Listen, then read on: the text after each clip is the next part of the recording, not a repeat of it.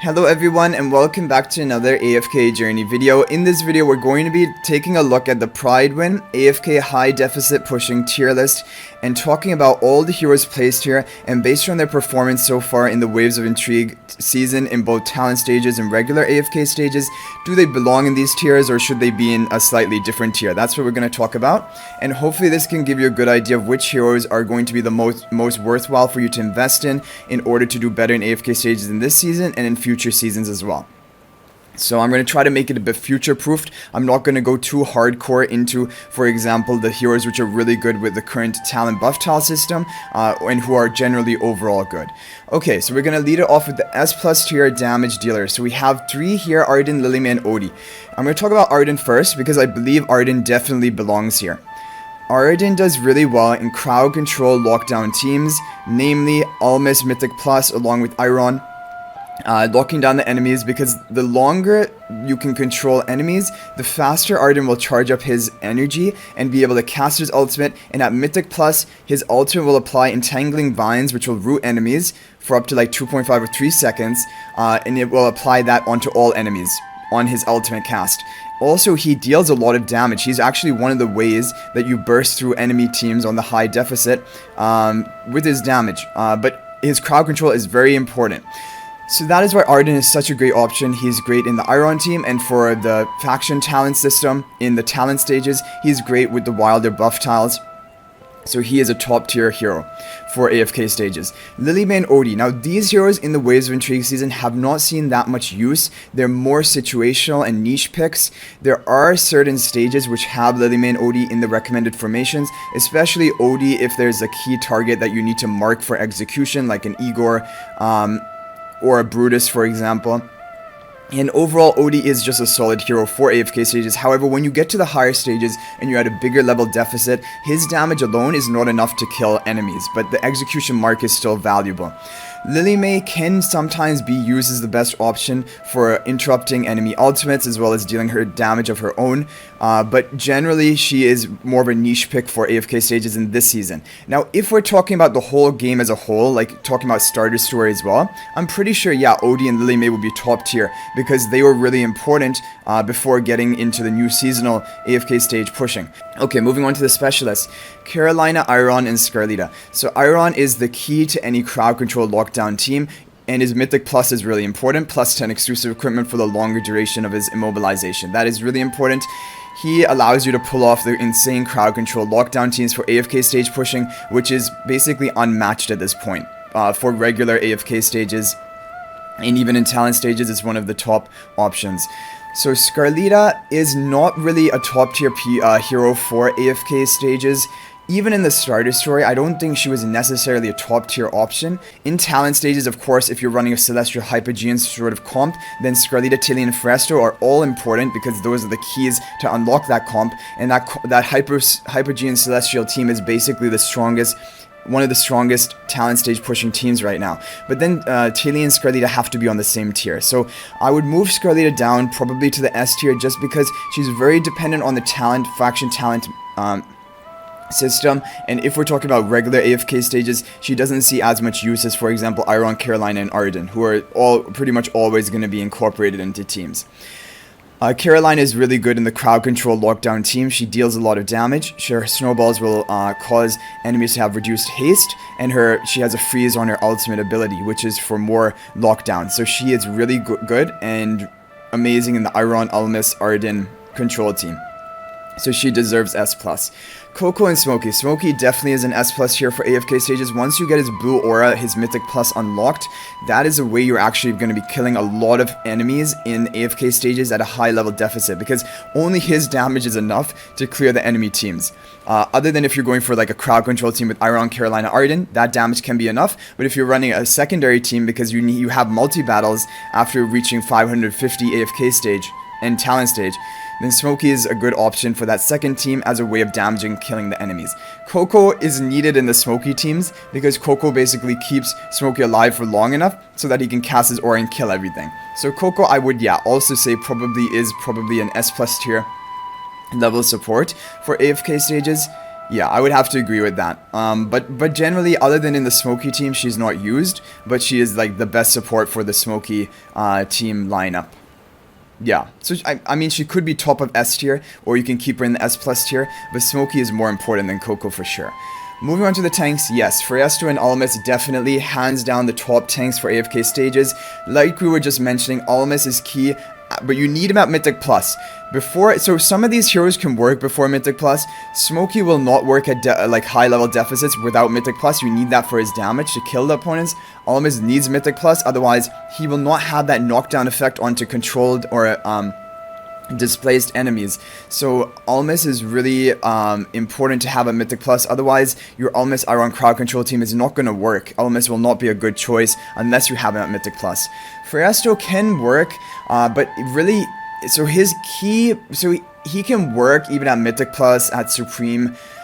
However, for early AFK stages, the enemies burst your team so hard, and the Supreme Plus shield that you get onto the Freyasto and his illusion is enough to take burst better than basically any hero in the game. So other than Brutus, who becomes invincible, but that aside, Freyasto's Supreme Plus is really important for that tankiness. Now, as of right now in my current AFK stage progress, I've been doing just fine. I did just fine with Supreme Freyasto, and upgrading him now to Supreme Plus hasn't really made any difference to me, like at the point I'm at right now, because he's not dying anymore. But it might also be due to the charms that he has in this season, giving him a lot of tankiness. But prior to this, in the early AFK stages, by not having Freyasto at Supreme Plus, I had to level like 10, 20, sometimes even 30 levels higher with Freyasto at Mythic Plus or Supreme, for example, before I was able to clear the same stage. And so Supreme Plus is important for early game pushing of AFK stages with the Freyasto, so that's why that's just something to keep in mind. But Freyasto is usually used in the Smokey team, or he can be used in an OD oriented team if like at earlier AFK stages and you have OD executing and killing the opponents. So yeah, maybe I can say Odie and Lily may belong in the S, they should remain here, because I think also even in this season, in the early AFK stages, if I remember correctly, Odie was a pretty important part. So really all the heroes in the S plus tier are pretty good. I think Scarlita, Lily May, maybe Odie don't potentially belong up here, but Odie probably does. Lily May and Scarlita maybe should move down to the tier below, and Coco possibly down to the tier below. Okay, moving on to the next tier. So we have Floribel and Lenya. So I do not really agree with this. Lenya is not being good for AFK stage pushing. She's not using any recommended formations. I don't know about the starter story because obviously I didn't have Lenya when I played through the starter story, so maybe she's good there, but honestly I do not think Lenya is a great option for AFK stages. The Iron control lockdown is just more damage and basically preventing the enemies from doing anything, and then the smoky blue aura to kill the opponents at a high level deficit is just really key.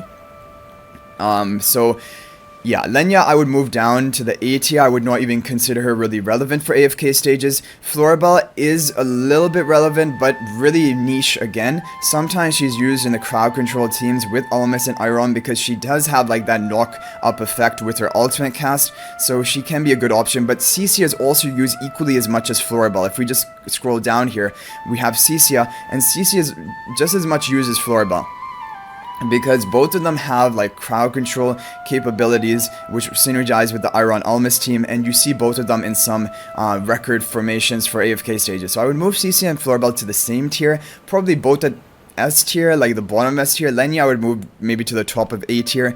Yeah, okay, moving on to the specialists. We have Tillian, TASI, and Temesia. So TASI is the one everyone is excited about. So now, S tier for TASI, she doesn't really belong here. She has to go in the S plus tier.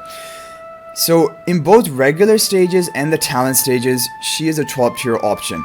In the regular stages, she's kind of even been, people are using her to replace Arden in the Iron controlled nuke team, like Almas, Iron, Carolina, TASI, Temesia. This is basically the team which is on the most record formations right now and replacing Arden. Now for me specifically, I think Arden usually does better than TASI for the regular AFK stages. They're very similar. They have the same role in the team, which is control and damage. And in regular AFK stages, TASI has the problem that she can't recharge her energy and keep casting it, so that's an issue. But for the talent stage, but either way, I think she belongs in S plus tier because she's basically the same tier as Arden. She does the same job as Arden in the regular stages. Now in the talent stages, things become crazy. TASI in the talent stages is the best AFK stage pushing hero in the game. On her own, along with Rowan on the light bearer buff tiles with TASI on them as well, she is able to keep casting her ultimate and cycling them and not let the enemies take a single turn. And also deal massive damage to them. And this is before she has her mythic magic charms, which are going to extend her sleep duration up to 6 seconds from now 3.5 seconds. I can't imagine what this is going to be like when we get our mythic magic charms. And so for this season, TASI is a must-have for AFK stage pushing because of just how dominant she is, even in regular stages, but especially in the talent stages. So she definitely belongs at the top of S plus tier. Well, I mean, maybe behind Iron. Iron is also a really key hero for AFK stages. Like, you can't run the Almas control team without Iron, so I would consider Iron probably higher, but TASI right after that. And of course, if you're talking about the faction talent stages, then TASI is the best overall in the game, even better than Iron. Okay, Talene should probably also okay, if we move Scarlita down to S tier, then Talene can stay in S tier. But I think for this season, if we're talking about this season specifically, both Scarlita and Talene should be in the S plus tier because they unlock the Hypogean Celestial comp for talent stage pushing, which is so dominant. It is the most powerful the talent stage pushing team, along with the TASI Lightbearer team. And if you have these two teams built, like, people have been pushing even over 1,600 AFK stage today. And I'm only at 1,401. And I'm using my Supreme TASI and my Iron control team. Those are like my two teams I'm running. But I cannot compete with the Hypogean Celestial teams and the Lightbearer TASI team, which are just the two top tier teams right now for talent stages. Okay, now Temesia, very key. She belongs in the S plus tier. Temesia does so well with Almas. And I think what happens is, so each time Temesia charges, right, when she comes and she turns around, she kicks down enemies, like the nearest, rearmost, or the closest enemy to her when she's changing direction. So I don't know exactly what's happening, but what it seems like is when Iron controls enemies and groups them all up into one single tile, and Temesia charges back and forth on them, it seems like Temesia is knocking down the all 5 enemies because they're all on that one tile. I'm not sure if that's actually what's happening or not, but it seems like when you get the enemies into that one tile and Temesia is just charging back and forth, the enemies just cannot move and they keep getting controlled. But as soon as they sort of spread themselves out and fan out onto 5 different tiles, then Temesia doesn't get as much value. But either way, the knockdown synergize so well with Almas, and it's just like guaranteed knockdown each time she charges, basically. But if the enemies are spaced out and not grouped up together, then Temesia doesn't get as much value. So she really, like, clings onto the Iron to make her effective. Okay, moving on to the S tier for the supports. Damien, Haywin, Rainier, Rowan. So for the Lightbearer talent stage comp with TASI, Rowan is the key hero. If Rowan did not exist in this game, TASI probably would not be so good in the Lightbearer talent stages. She would still be pretty good, but nowhere near as good because Rowan gives her basically permanent uptime of her ultimate. So Rowan is really key for that. So for this season, I would move him up to the S plus tier. And overall, Rowan is just a really good hero for AFK stages in like the Smoky Coco team to allow Coco to cast her ultimate faster. So I would move Rowan up. Haywin and Damien. Haywin is good in certain team setups. It can be in Smoky teams where you need some more survivability before Smoky can cast his blue aura, or it can be good even in the Lightbearer TASI team if you need more survivability for your team. So Haywin has good uses in AFK stages. I would probably also put her to the S plus tier at the end of it because she's kind of similar to Coco in that regard. Damien is not really used in AFK stages anymore. He used to be a good option in the Iron control team for sustaining your team, but now you just want the full lockdown with like Temesia and forget about the Damien. So Damien should belong in S tier or even, yeah, S tier. Rainier is not really used at all anymore. In Song of Strife season, Rainier, Scarlita, Floribel teams were used a lot, but in this current season, Waves of Intrigue, Rainier has seen almost no use. It's all been Scarlita, Talene, and Freyasto for the Hypogean Celestial comps. Rainier is seen like in 1 in 100 floors that you clear of AFK stage, so Rainier is not very commonly used in this season and not a great option, so I would keep him probably down to the A tier. Entendre and Brutus. But if we're talking about overall, like maybe even Starter Story and other future seasons coming up, then probably keep Rainier in S tier because he has some uses, but for this season specifically, he is not used pretty much at all. Entendre and Brutus. So Brutus has some use in AFK stages. I definitely think Brutus is more used than Entendre. I don't think Entendre is really used that much in these AFK stages. I know for the Starter Story, again, when you're using like the Mauler comps, Entendre, Brutus, both of them were really a key part of the teams, but for the current season, they're not used as much. What I used to do before I had my Almas at Mythic Plus, I would level up 20 or 30 levels higher, and I would run the same crowd control team with like Iron, Carolina, Arden, Temesia, and rather than Almas, I would run Brutus or something in the front, just to tank basically the aggro of the opponent and give your team the time to start cycling their crowd control. So that is one way you can like kind of try to pull off the meta teams with Brutus instead of Almas, and there are some stages where Brutus can just allow you to survive. If the opponents have like single target damage focus at your frontline hero, then Brutus can buy time for your backline. But overall, for this AFK stage season, he has not been too useful, both Brutus or Antandra. Now, moving down the tiers. Now, we're not going to comment on every hero here. I'm just going to comment on the heroes which need to be on a higher positioning. So, Cecia, we already mentioned, should be on a higher position. She is used for a decent amount of AFK stages along with the Iron control team. The other heroes here are not really used too much at all. So, for the damage dealers. For the specialists, Nara is used, Parissa is used occasionally. Nara is used a lot in this season. Even at one copy, she is used in a lot of the smoky, Coco-oriented teams, because what Nara does is something that no other hero can do. It pulls enemies to her, which will allow them to be in a range that Smokey's aura will hit them. So Nara has really made the Smoky team even more powerful, along with the artifact we get this season, which is the binding spell.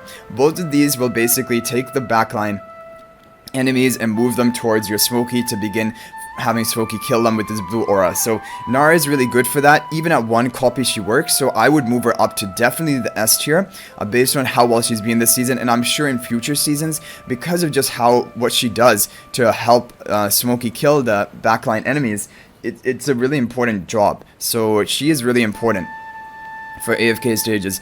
Parissa was used in some stages, very rarely in like the Iron control team, so I would not probably consider her top tier, but maybe she can be the top of A tier. And Shakira very rarely used as well. Same with the other heroes here, Ludovic, Mikola, Granny, Thorin. These heroes hardly see much use in AFK stages anymore, at least for this season. I mean, Thorin again can act like a tank for your Iron control team before you have Almas, but once you have Almas at Mythic Plus, then your Iron control team is just the most effective with permanent lockdown with Almas in there and Iron and not having like any other tank. So that is my opinion on that. So moving down the list here, there are some heroes we definitely have to talk about for this season specifically. So, Lucius. Lucius is not really generally good for AFK stages. However, for the talent stages in the Lightbearer comp, he is one of the go-to tanks for that comp, because he can cycle his ultimates with Rowan, keep giving him energy that will keep your team alive with the shielding. Also, he's just another Lightbearer hero who's a tank who will give you the Lightbearer buff tiles for TASI and Rowan. So that is very useful. The other heroes that we have here, not really too good for AFK stages in the B tier, that is, but moving down to the C tier, both Corrin and Walker have seen like basically a revival from the grave, but because of the Lightbearer buff tile. And Walker especially, I like more than Corrin, because he can stun the opponents, so there's more crowd control in his kit, and he can allow like TASI to cycle a bit more like reliably because he has a stun to like bridge the gap sometimes. Corrin can also be used in the Lightbearer team. Basically, it's Lucius, Corrin, Rowan, or Lucius, Walker, Rowan, and usually Lucius, Walker, Rowan is the one which is more used and more effective. So Walker for this season belongs in the S tier, honestly. Yeah, Lucius maybe S tier as well for this season specifically. So if we're going over and recapping it for this season specifically, Lucius, Walker, Nara, Cecia, these all belong in the S tier, okay? And Taylene belongs in the S plus tier, Tasi and Temesia both in the S plus tier, and Rowan and maybe even Hewen up into the S plus tier as well.